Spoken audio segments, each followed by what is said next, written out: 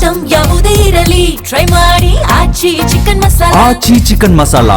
ಮೈತ್ರಿಗೆ ಧಕ್ಕೆಯಾಗದಂತೆ ನೋಡಿಕೊಳ್ಳೋದಕ್ಕೆ ಕೇಸರಿ ಪಕ್ಷ ಸಜ್ಜು. ಹಿರಿಯರ ನಿರ್ಧಾರಕ್ಕೆ ಧಕ್ಕೆಯಾಗದಂತೆ ಇರೋದಕ್ಕೆ ಸೂಚನೆಯನ್ನ ಕೊಡಲಾಗಿದೆ. ಬಹಿರಂಗ ಚರ್ಚೆ ಬೇಡ ಅಂತ ರಾಜ್ಯ ಬಿಜೆಪಿ ಉಸ್ತುವಾರಿ ಹೇಳಿರುವಂಥದ್ದು. ಮೈತ್ರಿ ವಿಚಾರದಲ್ಲಿ ಕೇಂದ್ರದ ನಾಯಕರು ತೀರ್ಮಾನ ಮಾಡಿದ್ದಾರೆ. ನಾವ್ಯಾರು ಆ ನಿರ್ಧಾರಕ್ಕಿಂತ ಮೇಲಲ್ಲ. ಅದ್ರ ಬಗ್ಗೆ ನಾವ್ಯಾರು ಸಾರ್ವಜನಿಕವಾಗಿ ಚರ್ಚೆ ಮಾಡೋದಕ್ಕೆ ಅವಕಾಶ ಕೊಡಬಾರದು. ಲೋಕಸಭೆಯಲ್ಲಿ ತೆಗೆದುಕೊಂಡಂತಹ ತೀರ್ಮಾನಕ್ಕೆ ತಲೆಬಾಗಬೇಕು. ಮುಂದೆ ತೆಗೆದುಕೊಳ್ಳುವಂತಹ ತೀರ್ಮಾನಕ್ಕೂ ನಾವೆಲ್ಲರೂ ತಲೆಬಾಗಬೇಕು. ಅದರಲ್ಲೂ ಕೂಡ ಬಹಿರಂಗವಾಗಿ ಮತ್ತೆ ಈ ವಿಚಾರವನ್ನ ಚರ್ಚಿಸಬೇಡಿ. ಬಿಜೆಪಿ ನಾಯಕರುಗಳಿಗೆ ಸೂಚನೆಯನ್ನ ನೀಡಿದ್ದಾರೆ ಉಸ್ತುವಾರಿಗಳು. ಕಾರ್ಯಕಾರಿಣಿ ಸಭೆ ವೇಳೆ ಈ ಒಂದು ಸೂಚನೆಯನ್ನ ರವಾನಿಸಿದ್ದಾರಂತೆ ನಾಯಕರು. ನೋಡಿ, ಮೈತ್ರಿಗೆ ಧಕ್ಕೆಯಾಗದಂತೆ ನೋಡ್ಕೊಳ್ಳೋದಕ್ಕೆ ಈಗ ಕೇಸರಿ ಪಕ್ಷ ಸಜ್ಜಾಗ್ತಾ ಇರುವಂತಹದ್ದು. ಯಾಕಂತ ಹೇಳಿದ್ರೆ ಮುಂದೆ ಬೇಜಾನ್ ಎಲೆಕ್ಷನ್ಸ್ಗಳಿದೆ. ಇಲ್ಲಿ ಮೈತ್ರಿ ಬಹಳಷ್ಟು ಮುಖ್ಯವಾಗುತ್ತೆ ಗೆಲುವಿನ ಓಟಕ್ಕೆ. ಹಾಗಾಗಿ ಈ ಒಂದು ಮೈತ್ರಿ ಪಕ್ಷಕ್ಕೆ ಧಕ್ಕೆಯಾಗದಂತೆ ನೋಡ್ಕೊಳ್ಳೋದಕ್ಕೆ, ಒಗ್ಗಟ್ಟಿನ ಮಂತ್ರವನ್ನ ಜಪಿಸೋದಕ್ಕೆ ಕೇಸರಿ ಪಕ್ಷ ಸಜ್ಜಾಗಿರುವಂತದ್ದು. ಹಿರಿಯರ ನಿರ್ಧಾರಕ್ಕೆ ಧಕ್ಕೆಯನ್ನ ತರದಂತೆ ಇರೋದಕ್ಕೆ ಸೂಚನೆಯನ್ನ ಕೊಡಲಾಗಿದೆ. ಈ ಒಂದು ಸಂದರ್ಭದಲ್ಲಿ ಬಹಿರಂಗ ಚರ್ಚೆ ಬೇಡ, ಯಾವ ವಿಚಾರ ಇರಲಿ ಅದು ಬಹಿರಂಗ ಚರ್ಚೆ ಬೇಡ, ಎಲ್ಲವೂ ಕೂಡ ಆಂತರಿಕವಾಗಿರಬೇಕು ಎನ್ನುವಂತಹ ಸಂದೇಶವನ್ನು ರವಾನೆ ಮಾಡಲಾಗಿದೆ. ಅದರಲ್ಲೂ ಮೈತ್ರಿ ವಿಚಾರದಲ್ಲಿ ಕೇಂದ್ರ ಹೈಕಮಾಂಡ್ ಅಂದ್ರೆ ಕೇಂದ್ರದ ನಾಯಕರಷ್ಟೇ ತೀರ್ಮಾನ ಮಾಡ್ತಾರೆ. ನಾವ್ಯಾರು ಅದಕ್ಕಿಂತ ದೊಡ್ಡವರಲ್ಲ ಎನ್ನುವಂತ ಒಂದು ಪ್ರತ್ಯಕ್ಷ ಹಾಗೂ ಪರೋಕ್ಷ ಸಂದೇಶವನ್ನ ಇಲ್ಲಿ ರವಾನೆ ಮಾಡಲಾಗಿದೆ. ಅದ್ರ ಬಗ್ಗೆ ನಾವು ಯಾರು ಸಾರ್ವಜನಿಕವಾಗಿ ಎಲ್ಬೇಕು ಅಲ್ಲಿ ಚರ್ಚೆ ಮಾಡುವಂತಿಲ್ಲ. ಈ ರೀತಿಯಾದಂತಹ ಚರ್ಚೆಗಳು ಎಲ್ಲ ಒಂದ್ ಕಡೆ ಪಕ್ಷಕ್ಕೆ ಹಾಗೂ ಈ ಒಂದು ಮೈತ್ರಿಗೆ ಡ್ಯಾಮೇಜ್ ಮಾಡುತ್ತೆ ಎನ್ನುವಂತಹ ನಿಟ್ಟಿನಲ್ಲಿ ಸಂದೇಶವನ್ನ ರವಾನೆ ಮಾಡಲಾಯಿತು. ಅದರ ಬಗ್ಗೆ ನಾವು ಯಾರು ಸಾರ್ವಜನಿಕವಾಗಿ ಎಲ್ಲಿಯೂ ಕೂಡ ಚರ್ಚೆಗೆ ಅವಕಾಶ ಕೊಡಬಾರದು. ಲೋಕಸಭೆಯಲ್ಲಿ ತೆಗೆದುಕೊಂಡ ತೀರ್ಮಾನಕ್ಕೆ ನಾವೆಲ್ಲರೂ ಕೂಡ ಪಕ್ಷದಲ್ಲಿ ನಿಷ್ಠಾವಂತರಾಗಿರಬೇಕು. ಅದಕ್ಕೆ ಅವಕಾಶ ಕೊಡಬಾರದು.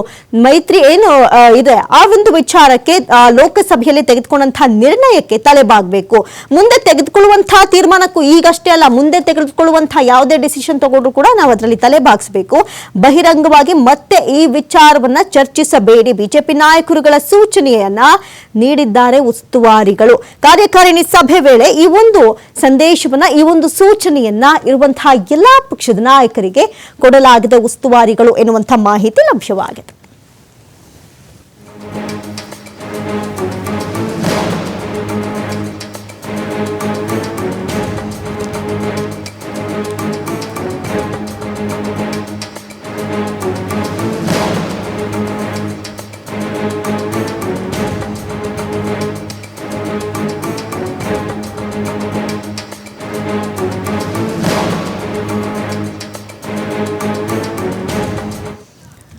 ಈ ಬಗ್ಗೆ ಹೆಚ್ಚಿನ ಡೀಟೇಲ್ಸ್ ಅನ್ನ ಕೊಡ್ತಾ ಹೋಗ್ತಾರೆ ದೂರವಾಣಿ ಸಂಪರ್ಕದಲ್ಲಿ ಪ್ರತಿನಿಧಿ ರಾಕೇಶ್.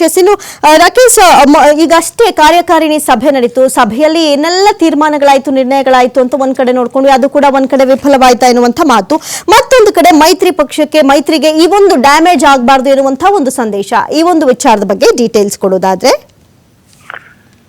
ಅಮೃತ, ಬಿಜೆಪಿ ರಾಜ್ಯ ಕಾರ್ಯಕಾರಿಣಿಯನ್ನ ನಿನ್ನೆ ಆಯೋಜನೆ ಮಾಡಿಕೊಂಡಿತ್ತು. ಅಂದ್ರೆ ಕಾರ್ಯಕಾರಿಣಿ ಆಯೋಜನೆ ಮಾಡುವ ಮುಖಾಂತರ ಮುಂದಿನ ದಿನಗಳಲ್ಲಿ ಪಕ್ಷ ಸಂಘಟನೆ, ಪಕ್ಷದ ಮುಂದಿನ ಹಾದಿ, ಕಾರ್ಯಕರ್ತರು ಮತ್ತು ಶಾಸಕರು ಅಂದ್ರೆ ತಮ್ಮ ಪಕ್ಷದ ಪ್ರತಿನಿಧಿಗಳು ಯಾವ ರೀತಿ ಮುಂದೆ ಸಾಗಬೇಕು, ಚುನಾವಣೆಗಳಿಗೆ ರೆಡಿ ಆಗಬೇಕು ಅನ್ನುವಂತ ಉದ್ದೇಶವನ್ನು ಇಟ್ಟುಕೊಂಡು ಪಕ್ಷಕ್ಕೆ ಹೊಸ ಸ್ಪರ್ಶವನ್ನ ಕೊಟ್ಟು ಮುಂದೆ ಹೋಗುವಂತ ಯೋಚನೆಯನ್ನ ಮಾಡ್ಕೊಳ್ತಾ ಇದ್ರು. ಆ ನಿಟ್ಟಿನಲ್ಲಿ ಮಾಡಿದಂತಹ ಕಾರ್ಯಕಾರಿಣಿ ಸಭೆ ಈಗ ಎಷ್ಟರ ಮಟ್ಟಿಗೆ ಯಶಸ್ಸಾಗಿದೆ ಅನ್ನುವಂತ ಪ್ರಶ್ನೆಗೆ ಉತ್ತರ ಕೊಂಡುಕೊಳ್ಳುವುದಕ್ಕೂ ಕೂಡ ಪಕ್ಷ ಮುಂದಾಗ್ತಾ ಇದೆ. ಅಲ್ಲಿನ ವಿಮರ್ಶಾತ್ಮಕ ಧಕ್ಕೆಗಳನ್ನ ನೋಡಿದಾಗ ಬಿಜೆಪಿ ತಾನು ಅಂದುಕೊಂಡ ಮಟ್ಟದಲ್ಲಿ ಕಾರ್ಯಕಾರಿಣಿಯನ್ನ ಆಯೋಜನೆ ಮಾಡಿದ್ದನ್ನ ಸಫಲಗೊಳಿಸುವಲ್ಲಿ ಎಡವಿತ ಅನ್ನುವಂತ ಪ್ರಶ್ನೆಗಳು ಅಲ್ಲಿ ಕಾಡ್ತಾ ಇದೆ. ಒಂದು ಹಂತಕ್ಕೆ ಕಾರ್ಯಕಾರಿಣಿ ಸಭೆಯಲ್ಲಿ ಒಮ್ಮತದ ನಿರ್ಧಾರಗಳನ್ನ ಮಾಡಿದ ಪಕ್ಷದ ನಾಯಕರುಗಳು ಕೂಡ ಅದನ್ನ ಎಷ್ಟರ ಮಟ್ಟಿಗೆ ಕಾರ್ಯಗತ ಮಾಡ್ತಾರೆ ಅನ್ನುವಂಥ ಪ್ರಶ್ನೆ ಅದೇ ಶಾಸಕ ವರ್ಗದಲ್ಲಿ ಕೇಳಿ ಬರ್ತಾ ಇದೆ. ಅಂದ್ರೆ ಆ ಒಂದು ವ್ಯವಸ್ಥೆ ಒಳಗಡೆ ಇರುವಂತಹ ನಿರ್ಧಾರಗಳನ್ನ ಎಷ್ಟರ ಮಟ್ಟಿಗೆ ನಾವು ಜಾರಿ ಮಾಡ್ತೇವೆ ಅನ್ನುವಂಥ ಪ್ರಶ್ನೆ ಹೊತ್ತುಕೊಂಡಿದೆ. ಮತ್ತೊಂದು ಕಡೆ ಒಗ್ಗಟ್ಟಿನ ಮಂತ್ರವನ್ನ ಸಾರ್ತಾ ಇದ್ರು ಕೂಡ ಆ ಒಗ್ಗಟ್ಟು ಎಷ್ಟರ ಮಟ್ಟಿಗೆ ಇರುತ್ತೆ ಅನ್ನೋದು ಮತ್ತೊಂದು ಪ್ರಶ್ನೆ. ಈಗಾಗಲೇ ಪದೇ ಪದೇ ಈ ವಿಚಾರಕ್ಕೆ ಸಂಬಂಧಪಟ್ಟ ಹಾಗೆ ಪಕ್ಷದೊಳಗಿನ ಆಂತರಿಕ ಭಿನ್ನಾಭಿಪ್ರಾಯಗಳನ್ನ ಬದಿಗೊತ್ತಿ ಮುಂದೆ ಹೋಗಬೇಕು ಅನ್ನುವಂಥದ್ದನ್ನ ಇಟ್ಟುಕೊಂಡ್ರು ಕೂಡ ಆ ವಿಚಾರದಲ್ಲಿ ಪಕ್ಷ ತಾನು ನಿರೀಕ್ಷಿತ ಮಟ್ಟದಲ್ಲಿ ತೆಗೆದುಕೊಂಡ ನಿರ್ಧಾರವನ್ನ ಫಾಲೋ ಮಾಡ್ಲಿಕ್ಕೆ ಆಗ್ತಾ ಇಲ್ಲ. ಪ್ರತಿ ಬಾರಿಯೂ ಹೈಕಮಾಂಡ್ ಇಂದ ಆದೇಶ ಬಂದರೂ ಕೂಡ ರೆಬೆಲ್ಗಳು ಇನ್ನೂ ಕೂಡ ತಮ್ಮ ಮುನಿಸನ್ನ ಮುಂದುವರಿಸಿಕೊಂಡೇ ಹೋಗ್ತಿದ್ದಾರೆ. ಪಕ್ಷದ ಸಭೆ ಸಮಾರಂಭಗಳಿಂದ ದೂರ ಉಳಿದು ತಮ್ಮ ಆಕ್ರೋಶವನ್ನ, ಪ್ರತಿಭಟನೆಯನ್ನ ಮೌನವಾಗಿ ವ್ಯಕ್ತಪಡಿಸ್ತಾ ಇದ್ದಾರೆ. ಇದರ ಹೊರತಾಗಿ ಹಿರಿಯ ನಾಯಕರ ಜೊತೆ ಸೇರಿಕೊಂಡು ಪಕ್ಷವನ್ನು ಕಟ್ಟಬೇಕು ಅನ್ನುವಂತ ನಿಟ್ಟಿನಲ್ಲಿ ವಿಜಯೇಂದ್ರ ಮಾಡ್ತಿರುವ ಪ್ರಯತ್ನಗಳಿಗೂ ಕೂಡ ಪರೋಕ್ಷವಾಗಿ ಹಿನ್ನಡೆ ಆಗ್ತಿದೆ. ಹೀಗೆ ಹಂತ ಹಂತವಾಗಿ ಎಲ್ಲವನ್ನು ವಿಮರ್ಶೆ ಮಾಡ್ತಾ ಹೋದಾಗ ತಾನು ಅಂದುಕೊಂಡಿದ್ದನ್ನ ನಿಭಾಯಿಸುವಲ್ಲಿ ಬಿಜೆಪಿ ಎಡವಿದೆ ಅನ್ನೋದು ಒಂದು ಕಡೆ ಆದ್ರೆ, ಮತ್ತೊಂದು ಕಡೆ ಮೈತ್ರಿ ವಿಚಾರದಲ್ಲೂ ಕೂಡ ಮೈತ್ರಿ ಪಕ್ಷ ಜೆಡಿಎಸ್ ತನ್ನ ವಿಚಾರಧಾರೆಯನ್ನ ಮುಂದುವರಿಸಿಕೊಂಡು ತಾನು ಏನ್ ಬೇಕೋ ಅದನ್ನ ಕ್ಲೈಮ್ ಮಾಡುವಂತ ಪ್ರಯತ್ನವನ್ನು ಕೂಡ ಮಾಡ್ತಾ ಇದೆ. ಹೀಗಾಗಿ ಹೊಂದಾಣಿಕೆ ಮತ್ತು ವಿಶ್ವಾಸದ ನಡೆಯಲ್ಲಿ ಬಿಜೆಪಿ ಎಡವುತ್ತಾ ಇದೆಯಾ, ಅಂದುಕೊಂಡಿದ್ದನ್ನ ಸಾಧನೆ ಮಾಡ್ಲಿಕ್ಕೆ ಆಗ್ತಿಲ್ಲ ಅನ್ನುವಂತ ಜಿಜ್ಞಾಸೆ ಪಕ್ಷದೊಳಗೆ ಕಾಡ್ತಾ ಇದೆ. ಅಮೃತ, ಥ್ಯಾಂಕ್ ಯು ರಾಕೇಶ್, ನಮ್ಮನ್ನ ಮಾಹಿತಿಗಾಗಿ.